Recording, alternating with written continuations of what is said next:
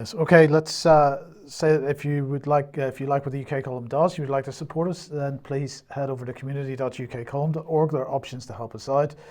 You could pick something up at the UK column shop, but as we said, if you wanted to do that for Christmas, time is running out, so please do pick up whatever you need sooner rather than later. But please do share anything that you find on the various platforms as well.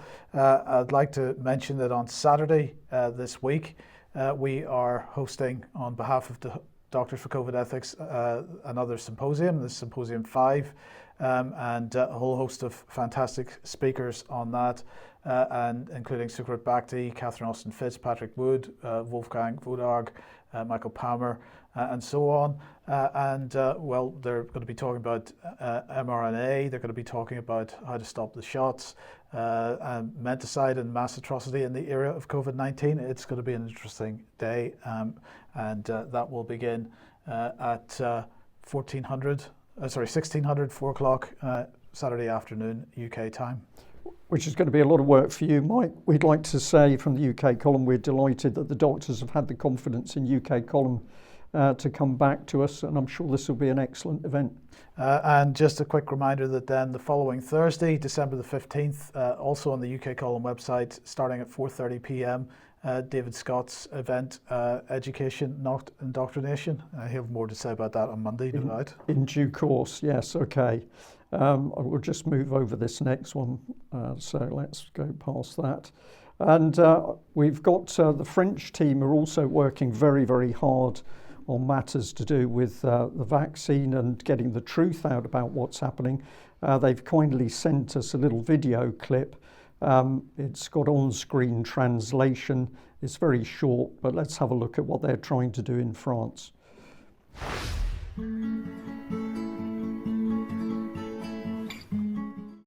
Le 10 décembre 2022, témoignons et changeons l'histoire. Nous avons choisi pour cet événement, le 10 décembre 2022, jour anniversaire de la Déclaration universelle des droits de l'homme de 1948, car il s'agit d'une guerre contre l'humanité, dans le double sens de la communauté humaine de la Terre et ce qui fait de nous, corps et âme, des êtres humains, avec notre mémoire et notre avenir. Le 10 décembre 2022, à partir de 10h ou de 14h selon vos disponibilités, témoignons partout publiquement par l'image et la parole. Faisons en sorte que personne ne puisse échapper à cette réalité. Encourageons et amenons nos proches et quiconque nous connaissons à témoigner. L'inutilité et les dommages provoqués par les injections ont commencé à se répandre dans les consciences. Un travail de fond est à l'œuvre. Si chacune de nos voix ne comptait pas, il n'essaierait pas de la contrôler par la censure, de contrôler la moindre d'entre elles. Chaque voix portant la vérité les fait trembler et les ébranle.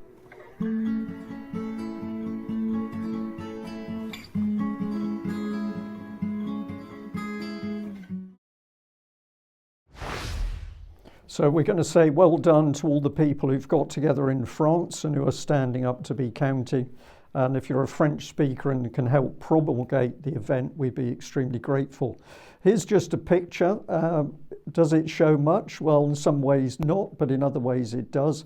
This was sent through to us by Paul, who'd witnessed some people arriving at a roundabout close to the Windsor Slough area, as you can see from the sign, and they'd got a variety of banners. They just started to post these when a number of police cars turned up, and it was very clear very quickly that the police were going to get very aggressive if they attempted to post these signs.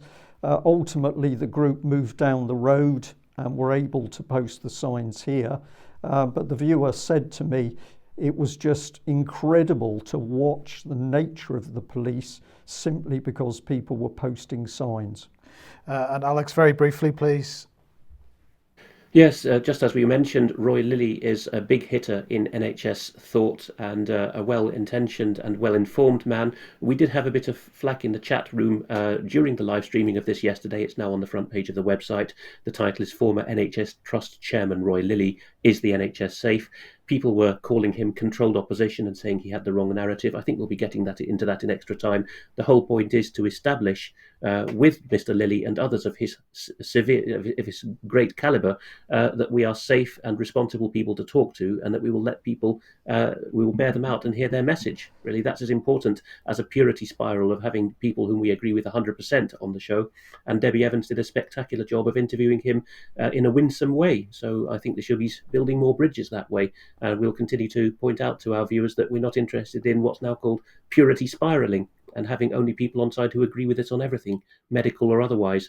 Among Debi's many other recent good interviews, this is particularly heartrending and compelling. Adam Rowland fixed up with his oxygen line there, talking about how horrendously he's been let down. If I gave one detail, it would do injustice to all the others. He's the man who lost everything. He's more or less on the level of a blues song, how much he's lost. It's appalling to listen to. But more importantly, even than that, is that he's had to tweet since then that people who have shared his interview on Facebook have had him the share taken down, in some cases being banned. He's got the right determination, though. I am not misinformation, and we shall not be silenced. And he invites Facebook to make medical judgments on the basis of his actual medical records. Yeah, okay. Thank you for that, Alex. Where does that take us? Right, Debi, let's come on to antimicrobial resistance. Right, well, I'll try to get through these as quickly as I can. So antimicrobial resistance arises, this is the government's definition, it arises when the organisms that cause infection evolve ways to survive treatments. The term antimicrobial includes antibiotics, antiprotozoals, antivirals, and antifungals. Now, just quick examples of that are you'd use an antibiotic for strep A, you'd use an antiprotozoal for something like malaria or toxoplasmosis, you'd use an antiviral for something like HIV or herpes, and you'd use an antifungal for something like athlete's foot or thrush, or there are some obviously more serious fungal infections. So AMR is everywhere, as you probably just saw in that slide, the World Bank, the WEF, the United Nations. So where do we go to in the UK? Well, we go straight to Dame Sally Davies. And I know that we've spoken about Dame Sally Davies before, but I just want to highlight her again because she was the Chief Medical Officer before Chris Whitty. She's now the UK Special Envoy on antimicrobial resistance. She's a haematologist, and her husband is an experimental haematologist. Who knew that one of those existed, eh? So then I wanted to see who else was involved in this whole AMR thing. And very quickly I could see that it was actually our very own Jungle Joe, Matt Hancock, who introduced he launched the press conference into AMR. And actually, for anybody that's watching now live, Matt Hancock has just decided to stand down as an MP at the next election, so he won't be re-standing for his seat. I wonder why, but he knows an awful lot about AMR because he launched the vision. And there again we see Dame Sally Davies at the bottom there. She's a trustee of Bill Gates's Gates Cambridge People. Now Bill Gates is very involved in antimicrobial resistance, as you can see, so we've got a huge amount of people involved. Now I just want to take people back, if they haven't ever met Dame Sally Davies. This was Dame Sally 9 years ago. It's a very, very short clip. Have a look at this. Hello. I want you to join me in watching the panel discussion at the Royal Society of Chemistry about antimicrobial resistance. And I want you to join me because there's some exciting science in this, but more importantly, this is a grave threat to our society as we know it across the whole globe. Already we know that people are dying because of antimicrobial resistance. Indeed, at least 25,000 in Europe every year, 23,000 in the States, and sadly, one small child or baby every 5 minutes in Southeast Asia. This is so important, our government is going to put it on our risk register for the government next to climate change and terrorism and pandemic flu. We are all taking this seriously, but the way we're going to solve this threat is through science, and the science will be exciting. Join me in watching this live panel discussion. So that was Dame Sally 9 years ago saying that this was a global threat. Let's look at Dame Sally 2 weeks ago. And again, this is a very, very short clip. 2 weeks ago. We all know that without diagnostics, current and new antibiotics will be incorrectly prescribed and overused. That'll speed up the development of resistance and puts us all at increased risk.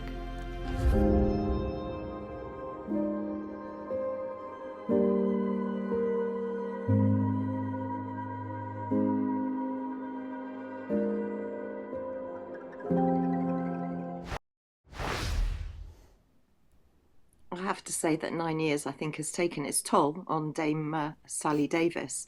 However, being terribly polite, what I will say is that Dame Sally Davies met with David Cameron back in, I think it was 2015, 2016 at the Welcome Cafe.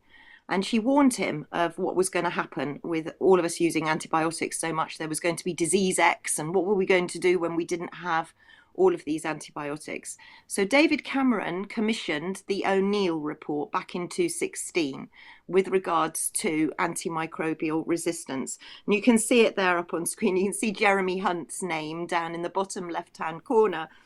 We always knew that his name would pop up somewhere. But I've highlighted a couple of things there, and I'll read them quickly because it's relevant to the story that we've already run with regards to Strep A. So 3.3 says, it is critical that patients receive the antibiotics they need, but to protect those same drugs, we must ensure that they are used only when appropriate. It goes on to say, we will reduce inappropriate antibiotic prescribing by 50% with the aim of being a world leader in reducing prescribing by 2020. And clearly you can see that this has been discussed at a United Nations meetings as well. And then when we just flip forward to what Sally Davies is saying now, and the fear, because she's still banging the fear drum. So she's actually saying that antimicrobial resistance is more serious than climate change. So AMR could kill us before climate change. So here we go. We're starting to see the next emergency, the next global fear factor being ramped up, and considering that they don't want to give out antibiotics, it's quite extraordinary that the government are throwing out this policy with regards to Strep A. Moving on to Theresa Coffey, because she figures heavily into this. She was very naughty and she gave a box of antibiotics to a friend, and she got absolutely chastised for this. So as a result, and she also wanted, when she was health secretary, she wanted antibiotics to be available over the counter, which in some countries, I think Thailand is one of them, they are available over the counter, where she was called moronic and all sorts of things. So she was called out for that. And Sally Davies is still going on about why antibiotic resistance isn't going to go away. In fact, she's even spoken, because there's a charity, Antibiotic Resistance, Antibiotic Research UK is the charity, and we haven't done any research into antibiotics really since the 60s. And even recently, I think it was GlaxoSmithKline have decided to pull one of their clinical trials for a new antibiotic. So, you know, here we've got Dame Sally Davies lecturing antibiotic research. What she should be there saying, you know, promoting more research for antibiotics, not saying that we're going to lose them. But I just want to refresh people's memories into SPA's pandemic 2025 to 2028. We've mentioned it a few times before on UK Column, but it's really relevant.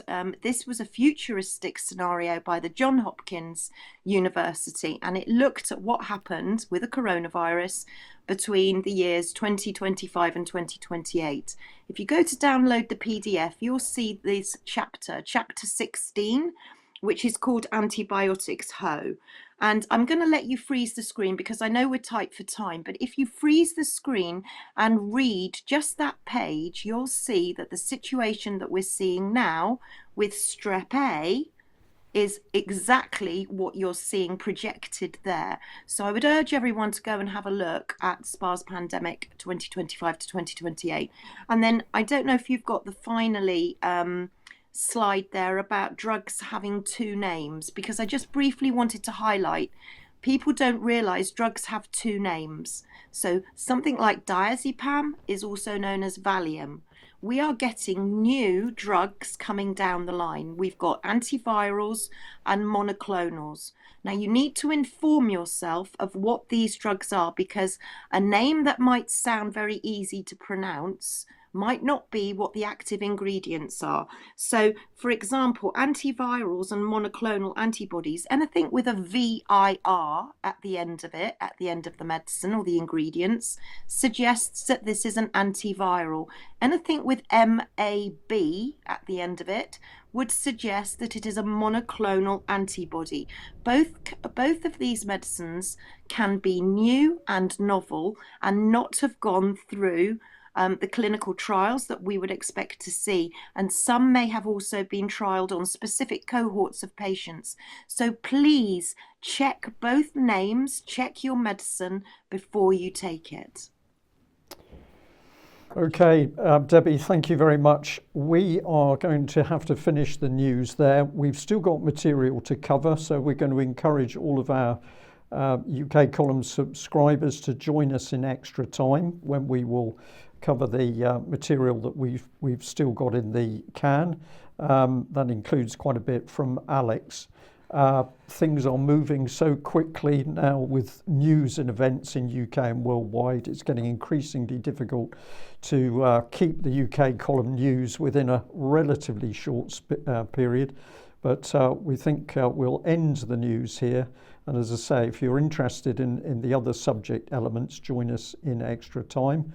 Big thank you to everybody watching us, and a especially big thank you to people watching us from overseas, because we know that our overseas audience is growing. So wherever you are in the world, the USA, New Zealand, Australia, thank you very much for what you're doing. Please keep spreading the information. See you in a couple of minutes. See you in a few minutes. Bye-bye. Bye-bye.